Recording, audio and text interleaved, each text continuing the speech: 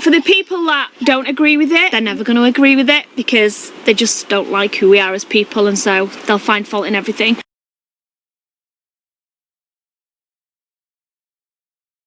Good morning, iFam. Hope you're all having a wonderful, wonderful day today.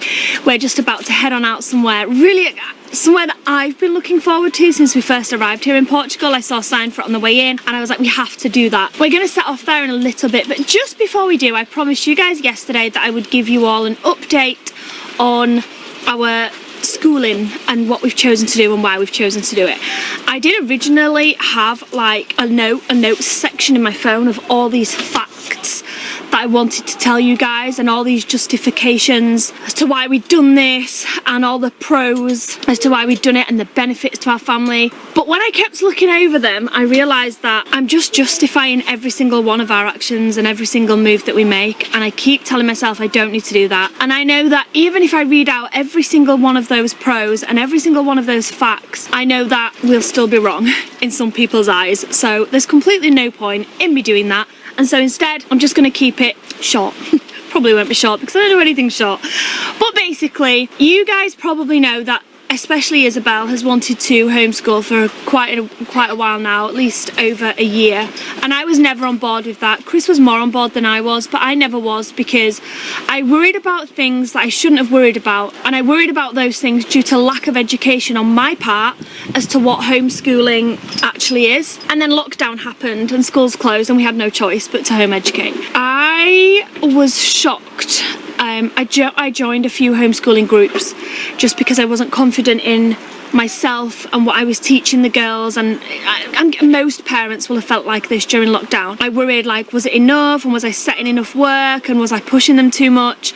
And so I joined some home education groups to school myself up basically on everything, and I could not believe the amount of support and how different homeschooling was to what I'd imagined it being. I basically just spent a lot of weeks, maybe even months, the first few months of lockdown, educating myself upon homeschooling and the pros and the benefits and like-minded people.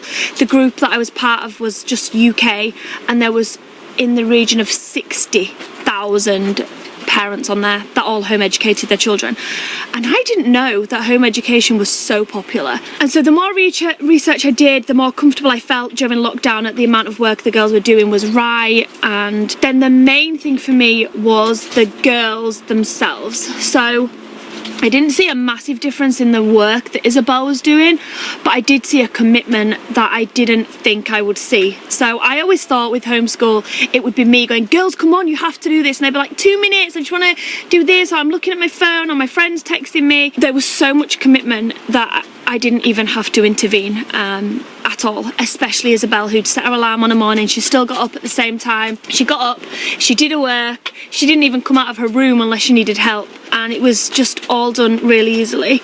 And her personality seemed to come back to what it was when we were first vlogging, and I can't remember if it was me or Chris, I think it was me, that said to Isabel one day during lockdown, during the first couple of weeks, you seem really happy, or you seem happier, or you seem more relaxed. And she replied, yeah, I am. I feel like I'm back to my normal self because I don't have to worry about what school friends will say when I go back to school. I feel like I can just be me and not have to worry about the consequences of somebody saying something mean about that when I go back to school, because I'm not going back to school right now. And that really hit home. Like, it really hit home to me that school is an amazing social place for children, and the biggest fear for me was the social side of school. But actually, it's not always best for all children. It's not the one size fits all. It's not always the best place, and if I felt like it was secluding my child and making my child suppress their personalities and their interests, and they were suppressing all that just so they could be social at school, that's not always a positive thing.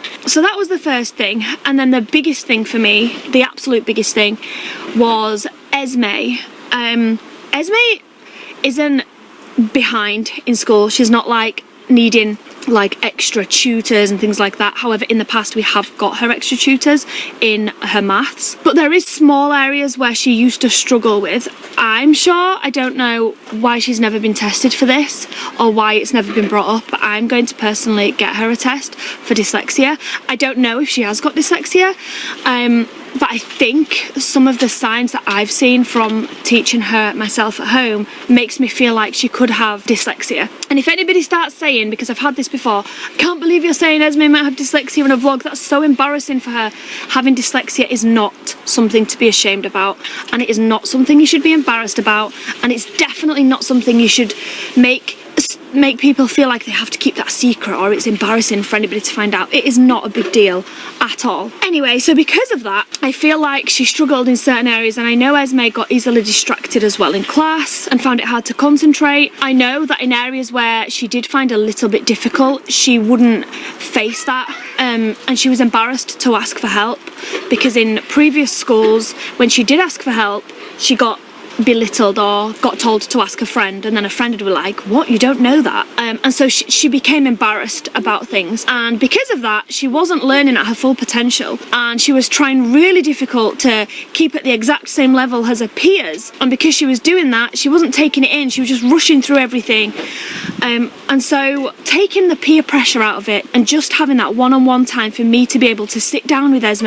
and say, if you don't know something, that's okay. You know, you only know what you've been taught, and you only know what you can take in, and if you haven't been taught this or you haven't taken it in, that's not something you've done wrong, but we do need to work on those things, and we can do that together. I'm not great at maths. I'm not like an A level. Chris has got an A level in maths. I don't. I did rubbish in maths at school. But it's never too late to learn. It's never too late to educate yourself, and it is not something that means that I then therefore can't help my child. So me and Esme got signed up to some online resources. We got some books that I felt would help her. We researched things on the internet, and we went over basic things that she should know. Whoa, that's a big wind. We went back to basics basically, and I felt like Esme couldn't progress and was worrying and panicking about learning the stuff that she needs to be learning now at the start of year 7, because she missed out on some of the basics in year 5 and 6 basically, or even 3 and 4 and 5 and 6, I don't know. Hello darling. So we went back to basics, and we could do that without having to worry about what anybody else thought, and she was comfortable in her own home, and she could concentrate because it was just me and her, and she wasn't embarrassed if she didn't know a question or if she got it wrong. She wasn't embarrassed to try, and I cannot tell you guys how happy I am at how much Esme learned during lockdown, especially in English and maths, with just like one-on-one work. Obviously most of you guys know that Esme and Isla went to a private school, which I can't fault. It's a great... Isabel and Esme went to a private school, which is a brilliant school, and I can't fault it at all, and the school themselves did nothing wrong. The school themselves did nothing wrong. I just feel like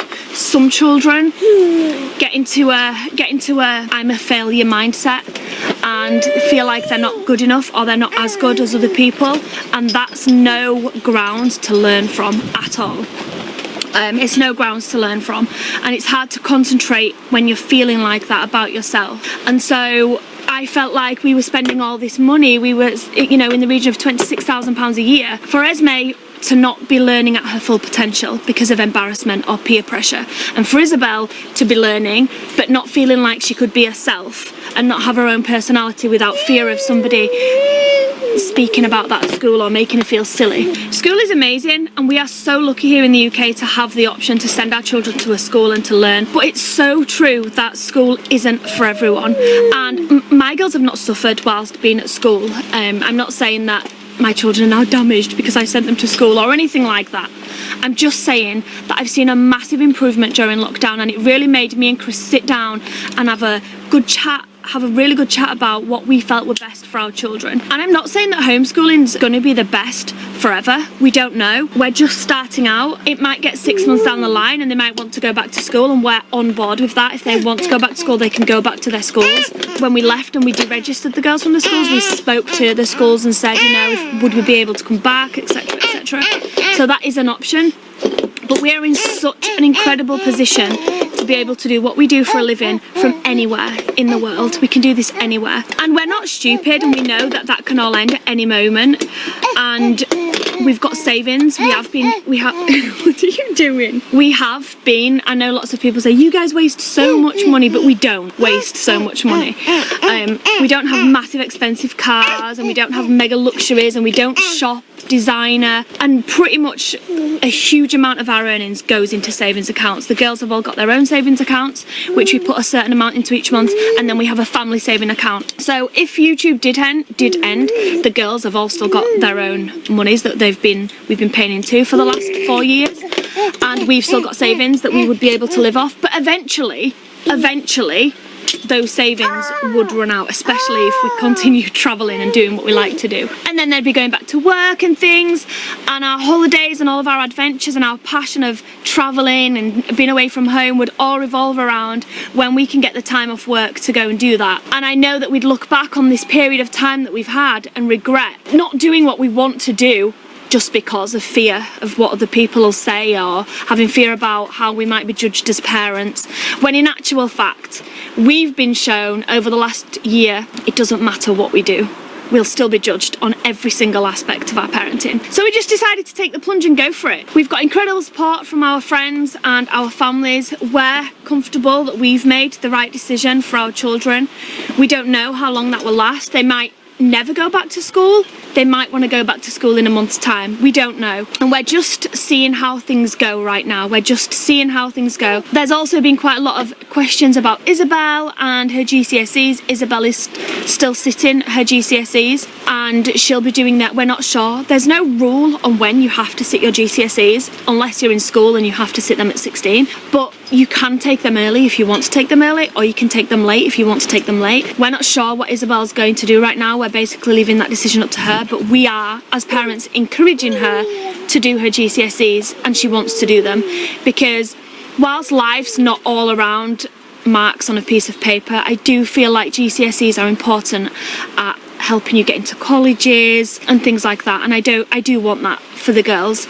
So Isabel is still going to be taking her GCSEs. We did speak about maybe doing 2 this year, 2 important ones like English and maths, and then maybe some more next year when she's in year 11, but we've not fully decided on that yet. You can take GCSEs if you're home educated. You just need to pay privately for an external test centre. Actually, Isabel's school does do external candidates for GCSEs, so that's always an option for us, which is good. But basically that's where we're at the moment. Like I said, I had loads of stats, loads of things to point out and to why this is okay that we're doing this, but for the people that don't agree with it, they're never going to agree with it because they just don't like who we are as people, and so they'll find fault in everything. We're comfortable in our choices. Our girls are so much happier. They'll be able to have so many more life experiences as well as learning what you'd learn in a classroom. In fact, I'm going to leave a link in the description box down below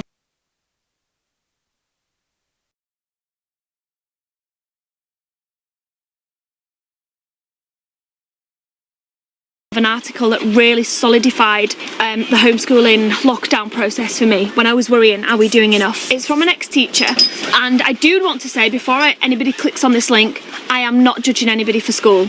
We were schooled in school, the girls went to schools, and I'm fully on board with children going to school. I'm not saying anybody who sends their children to school are bad. This is not a bad article either. It just does a countdown of how much actual learning your child does at school as opposed to home educated. So I hope no one takes offence to this article. It's really good. It's an interesting read. It's quite short, quite long, quite short, medium read. It shouldn't take too long to read it, 10 minutes or so. But yeah, so I hope that answers everyone's questions. That's probably like the full daily vlog now. We're going to head out and go have some fun.